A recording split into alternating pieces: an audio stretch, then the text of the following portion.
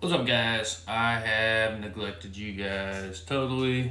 I haven't posted anything in like 7 months or something like that. Just been super busy, super busy. I haven't had time to really do anything.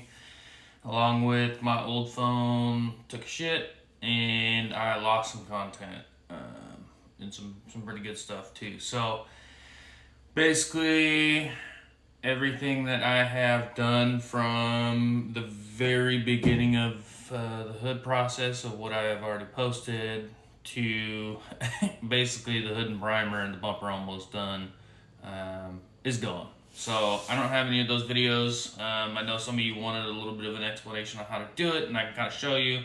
There is like one or two videos that were saved. I might kind of throw something together just a little bit to help show some of that stuff, but this video here is basically just going to be showing you guys what has happened since I have lost my old phone, went and got a new one, and yeah, so I'm going to definitely try to get more content out there. Alright, so here it is, all done. I know all the videos are missing, whatever. It's in primer, basically needs a little 180 grip, but that's not too bad.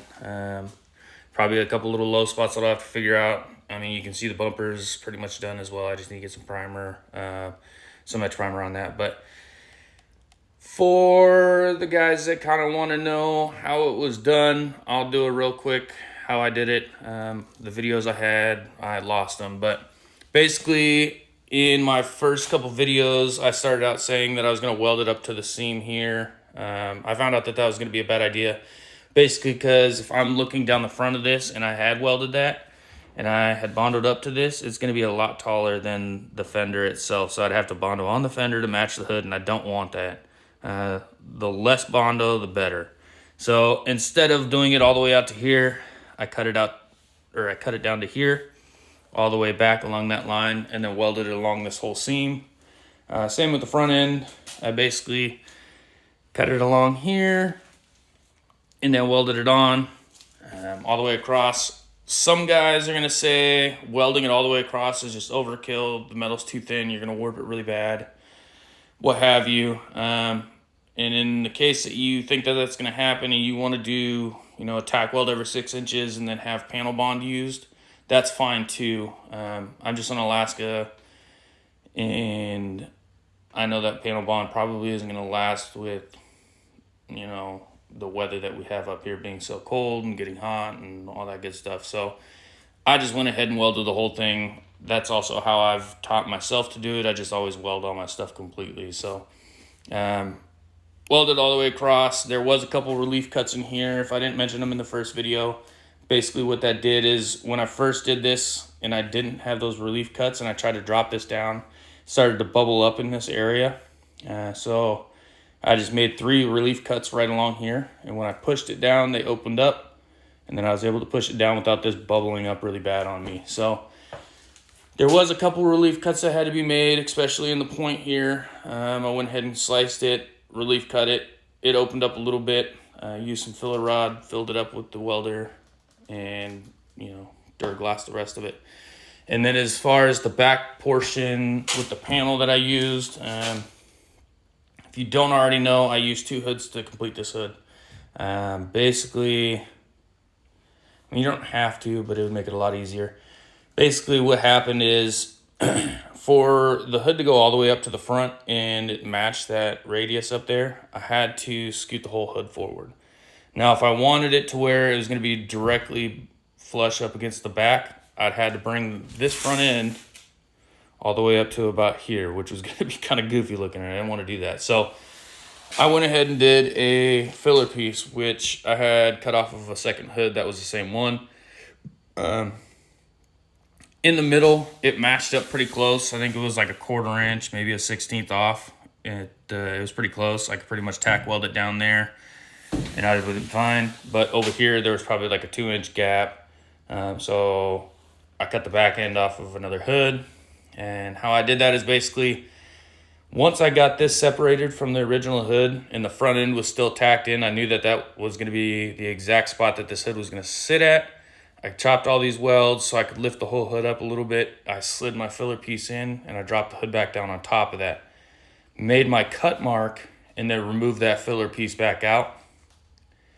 Now, when I go ahead and cut those pieces, I always use a 1/16 of an inch extra past that line, because generally if you lay a piece down on top of another piece, it's not going to be all the way down and flush, so it's not going to be the exact cut line.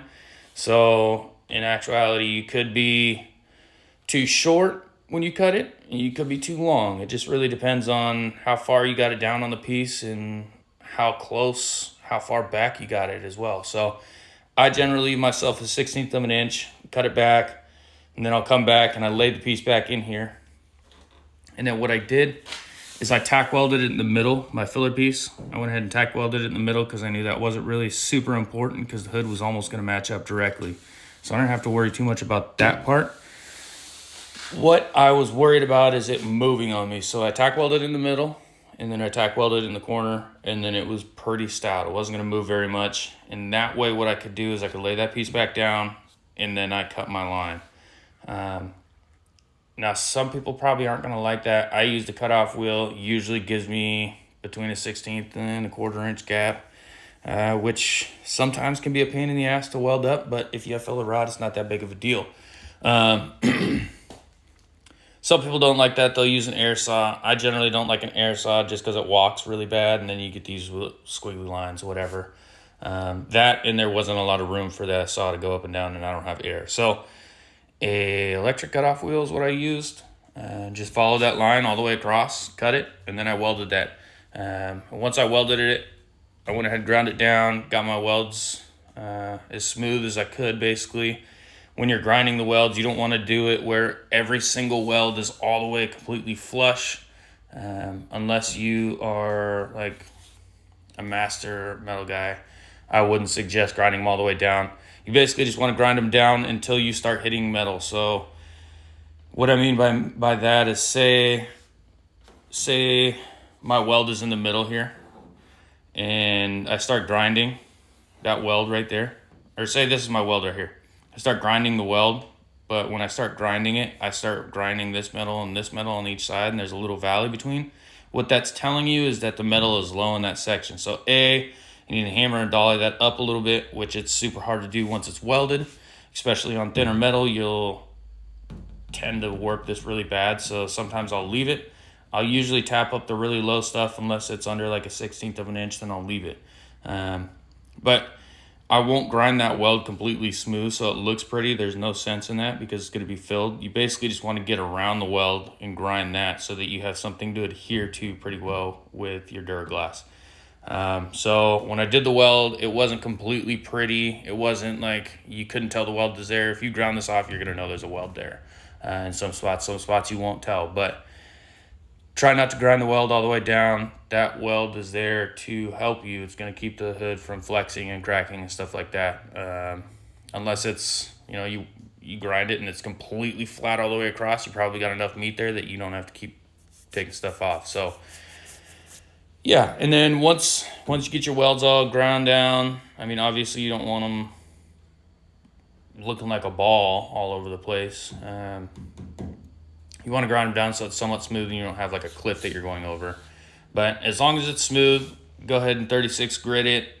Everything you possibly can. Get all the paint off of the hood you possibly can. And then go ahead and put your Duraglass down. And then once you do your Duraglass, I generally take like an 8-inch mud hog, maybe a 10-inch mud hog if you got it. Anything in the bigger mud hog area, I'll go ahead and 36 it all the way down until I start seeing high spots pop up around my Bondo or my Duraglass. Once that happens, you're basically ready to put your Bondo down. Just make sure all your spots on your Duraglass is scuffed somewhat. The more you scuff, the better it's going to be. Bondo needs something to stick to. So 36, 80, somewhere in there, you're going to want to go ahead and scuff it down and then put your Bondo on. Once you do that, 80 grit block it, and then you put your primer on. And now that's where I'm at. Basically, this is a polyester primer. I can block this out 180. It's a really thick primer. And then I'll basically fill all my little low spots in. with my Dolphin Glaze, which is a really thin putty, and then fill in all my pinholes or anything that I have like that, and then find any little nicks. Like I can see one right now, right here. It's just a little nick in the side there. I'll fill that with Dolphin Glaze. It's not too deep. I don't have to go back to the regular Bondo, which I use Z grip on this. I like the way it works. But yeah, so I'll go ahead and guide coat this, spray my guide coat on there, block it out 180, find out where my low spots are. Like I said, it's gonna have, actually I don't think I said it. Once I spray it with primer, or it's not even primer, it's guide coat. Once I spray the guide coat on there and I sand it down, it's gonna show all the low spots when I sand it. So then I'll be able to come back and fill my little low spots where they have a little black. I might make a video on that. If not, there's a couple other people out there that make great videos. One I saw recently, Bad Chad, does a really good way, or a really good job describing how to do body work, how to find your highs and lows, how to know when to stop sanding, things like that. And he does a lot of stuff like this as well, where it's a lot of custom sheet metal work, and he goes into more detail on that. So if you want a lot of detail on how to do custom sheet metal work, stuff like that, Bad Chad's pretty good at describing it. He uses a lot of older stuff and welds it together. So go check him out if you're curious on how to do it. Other than that, we went ahead and got the bumper finished out. Not completely, obviously. I still got to get some primer on it, but basically what I did is went ahead and finished out the bottom. I'm not going to go ahead and do like a full filler piece in here and box it in or anything like that. This is just how it's going to be. It's just going to stay open. And then I'll put a splitter on the bottom of it once I'm done. And yeah, basically I'm going to put a little billet insert in this section here, and then I'll just have a splitter that goes across the whole bottom of this as well. Now, this was kind of the same concept as I said as the hood. Basically, once I got all my welding done, I went ahead and Duraglassed all over all of my welds, sanded it down with a mud hog, and then came back with a block, a sanding block, and actually blocked it out with Z grip.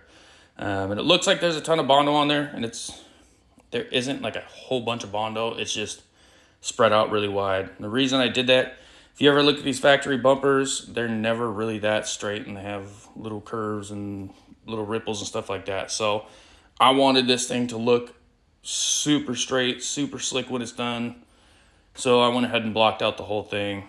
Some guys could probably get this sheet metal finished or metal finished to the point where they don't have to Bondo at all. But I'm not that far. So that's as far as this is going to go. Now, when I go ahead and finish this out, I'm going to go ahead and put etch primer on this. And what that does is it seals basically everything that's there right now. It seals the metal, which is the most important part. You can kind of see there's a little bit of rust coming in here just because it's been sitting out for, that's 6 months that I haven't touched anything. But I'll go ahead and sand it all back down, etch prime it. And then once I etch prime it, I'll scuff it back. And then this is done in 180, so I'll go ahead and just go urethane primer on it. And then once I urethane prime it, I'm just going to go ahead and find all my little spots that need to be fixed, putty those up, sand it all out 400, and then I'm ready to go to paint. Now in this case, I might actually do a coat of poly on it just to see if I have any low spots or anything like that. This was a lot of custom work just on one little on this piece, so I might want to go ahead and double check and block it out while I'm doing the hood anyway. So then as time went on and I was getting bored, I got a lot of stuff sitting around here, a lot of yard projects and stuff like that going on, but I went ahead and did a mock-up tailgate wing. I'm not totally loving it just yet. But yeah, that's kind of what it's going to look like. Is something about there. I wanted the Crespo style where it drops down in the middle, and then I wanted it all sheet metal. So you could tell, I mean, this is only got a couple tack welds on it. I'm just checking if I even like it, if I want to do it, if it's going to happen, that kind of thing. I have so many tailgates laying around that I just have time to play, and I just broke my foot, so now I'm going to be doing a lot more until I'm healed up. So I got a couple of weeks of doing videos and stuff like that if I can. Not supposed to be really walking around or anything like that, but at least I can get the videos made for you guys and get you back to where it needs to be. So yeah, this is going to be the wing that I'm talking about. In the earlier videos, I have a Denali bumper on here. Don't mind that. This is not going to be the back bumper I had. I just slipped it on there so it was out of the bed of the truck, wouldn't get smashed.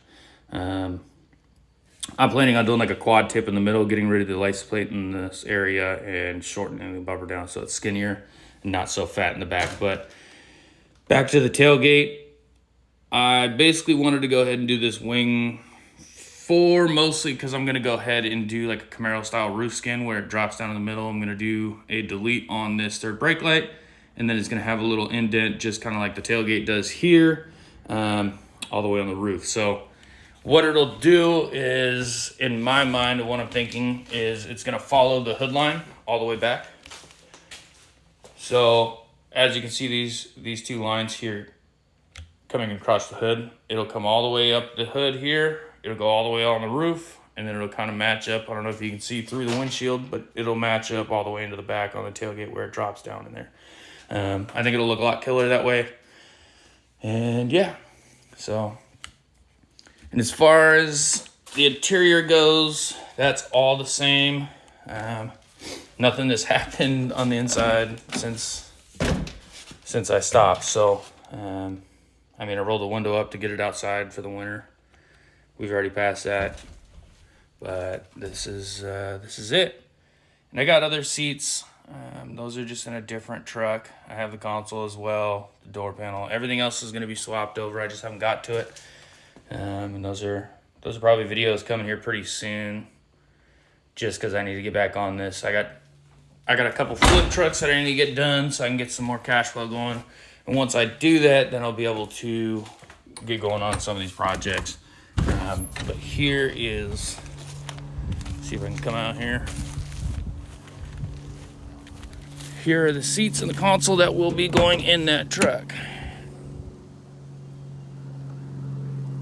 So I do have the new body style seats and the console that are going to be going in that truck. Like I said, I just have a bunch of projects going on. I got to get that guy sold here pretty soon, and then I got to get this full painted, new windows, get some interior stuff going, and that's going to be up for sale. We also have a 2-door Tahoe that we got to build and do that. So there's a lot going on these days. It's just a pain. There's too much.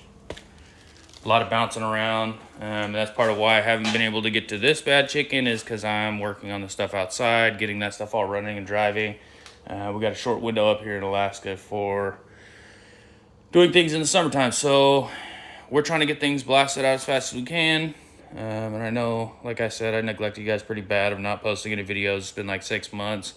And I'm sure some of you guys are trying to figure out what's going on, if I even got any farther. But I'll try my best to keep things posted.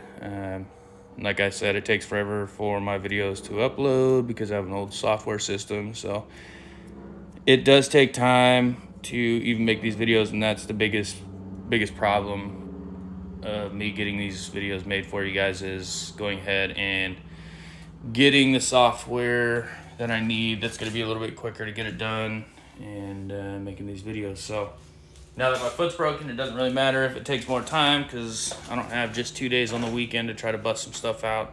I now have like 2 weeks to mess with stuff. So I'm going to go ahead and make some more videos.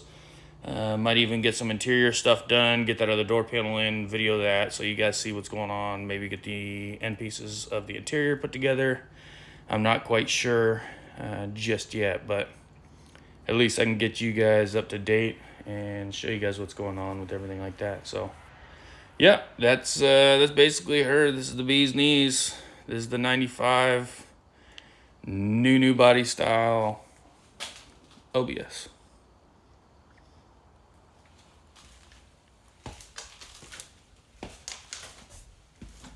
I'll show you guys the interior again here. And it's in here, it's not moving. I mean, some people are probably thinking, oh, it's gonna be moving around and make a bunch of noise. I mean, I really have to push on it to make noise. I can even be in my 07 and it's gonna make about the same noise pushing on it, but yeah. pretty excited. Like I said, I need to get some flips going so I can make some money and just get some of this stuff going. The other door panel for the passenger side, still got to cut this piece out, but I was gonna wait to show you guys in case somebody wants to do a door panel swap as well.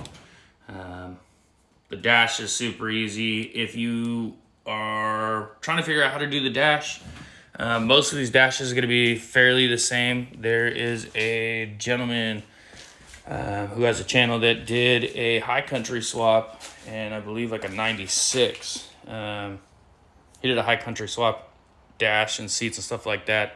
Matty X builds. If you guys haven't seen him, go check him out. He does some really cool stuff as well. He's a lot farther along than me, so yeah. If you guys haven't checked him out, go check him out. He also kind of shows you how to do the dash as well, so I'm not going to really go into detail on how to do the dash. It's already in there, what have you. I'm going to try and make most of my videos a little bit informational, but for most part, they're not going to be in super deep depth just because I don't want to bore a bunch of people. Most people are trying to just check out what's going on, get ideas, and move on. So most of these videos aren't going to be super long. But yeah, if you guys haven't subscribed, liked, or shared, please do so. Try to get this stuff out there. You know, if I get more followers and things like that, I would probably most likely get more videos posted.